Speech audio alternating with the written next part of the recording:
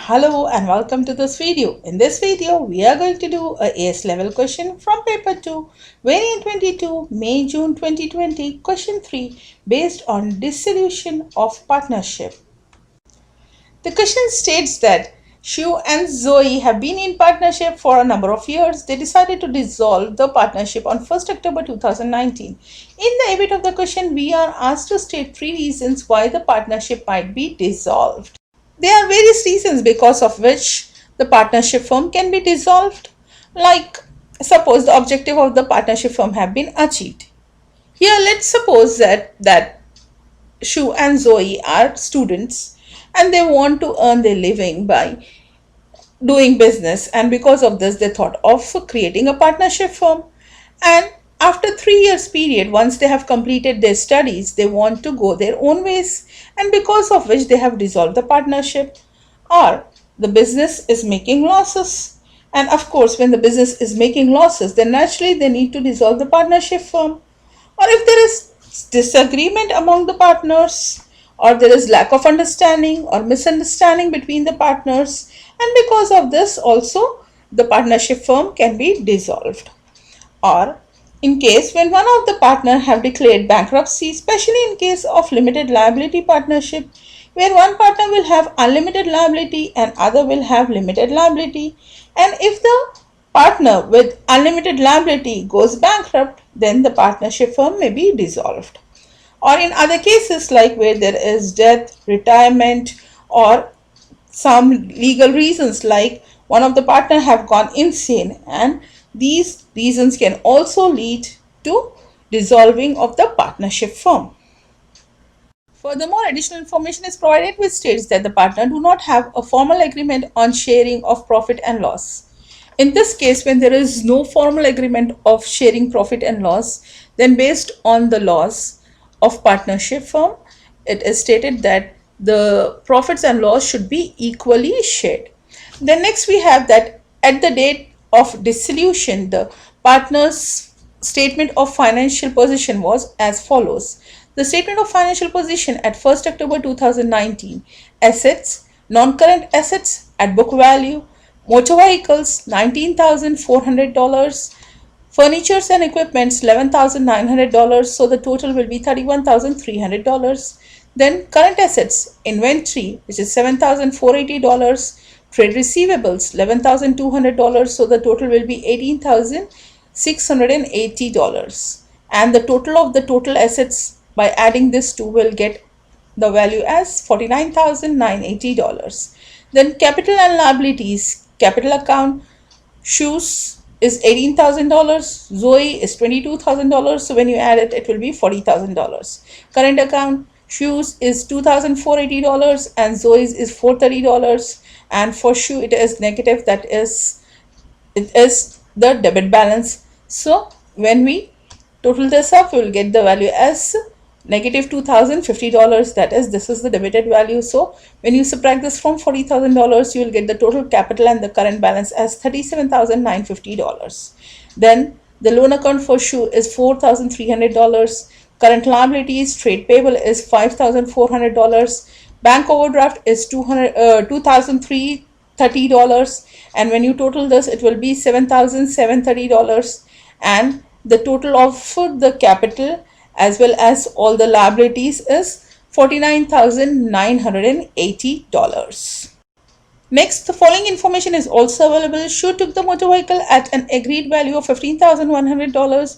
The account of credit customer 800 have been written off as irrecoverable.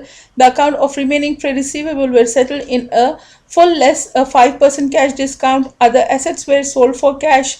Furnitures and equipment $7,300, inventory $6,500. The account of trade payable were settled in full less a 5% cash discount. The cost of dissolution was $620 and were paid by check.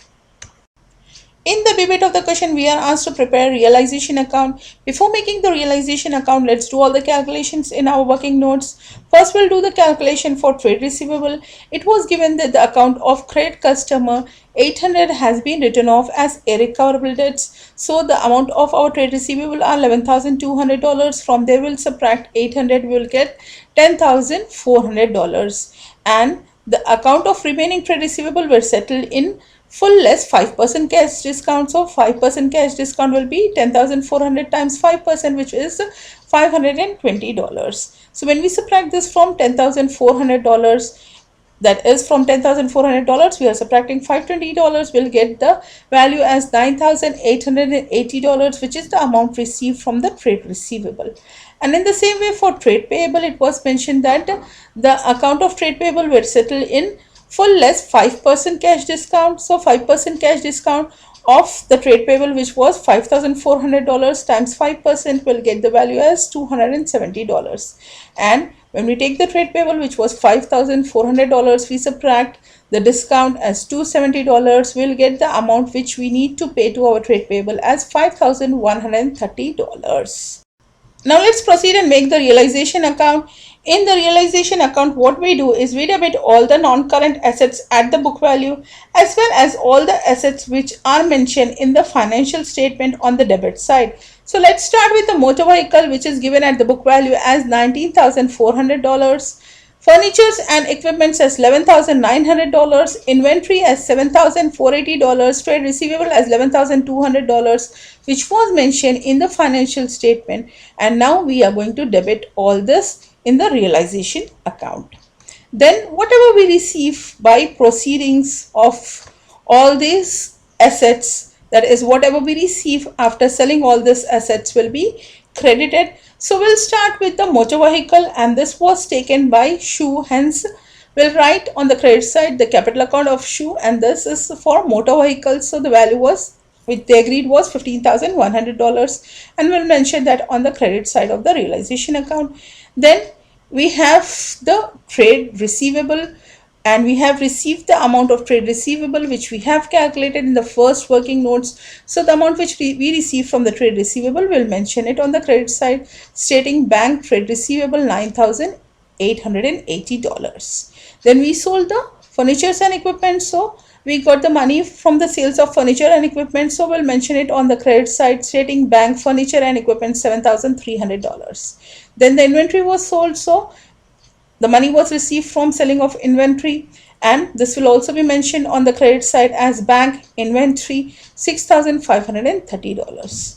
Then on the credit side, we mention all the outsiders liability, and here the outsiders liability is, which we have, is trade payable, and this was $5,400.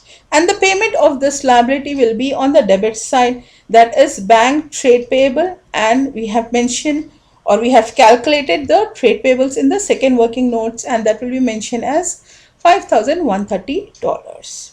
And all the other expenses which are related to realization will be mentioned on the debit side. So we have one expense, that is dissolution expense, so we'll mention bank dissolution expense $620 on the debit side. Then we'll total both the sides and find what is the missing figure or the balancing value. You see, if the total of the debit side is more than the credit side, that means the expenses are more than the receipts, then naturally there will be loss and the balancing value will be for loss. Whereas if the credit balance is more, that is if you total up both the sides and you get the credit total more than the debit total, that means there are more receipts when compared to expenses, and when we have more receipts when compared to expenses, then the balancing figure which we will get on the debit side will be the profit from realization.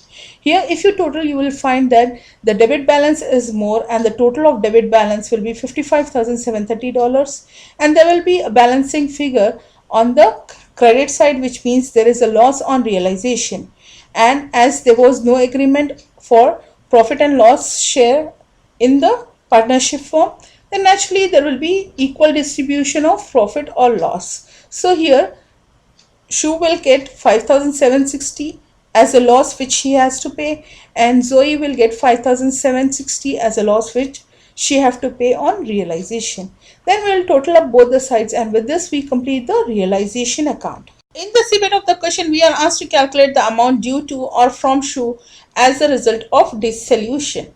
So we'll start with the capital account balance, and this is the capital account balance which is still in the partnership firm, and this belongs to Shu, and this have to be paid back when the business winds up. So this is $18,000, and this have to be paid to Shu when we wind up the business. Then we have the current account balance, which is negative or a debit balance, and this is something which Shu has to pay back to the partnership firm, hence we subtract it.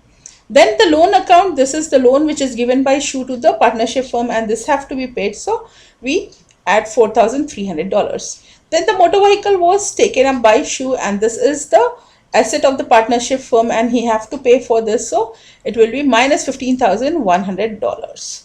And then the loss on realization which Shu has to pay is $5,760. So after adding and subtracting, we'll get the total as $1,040. This is negative. That means this is the amount which is due from Shu. That is, Shu have to pay this amount to the partnership firm when there is a dissolution of the partnership firm.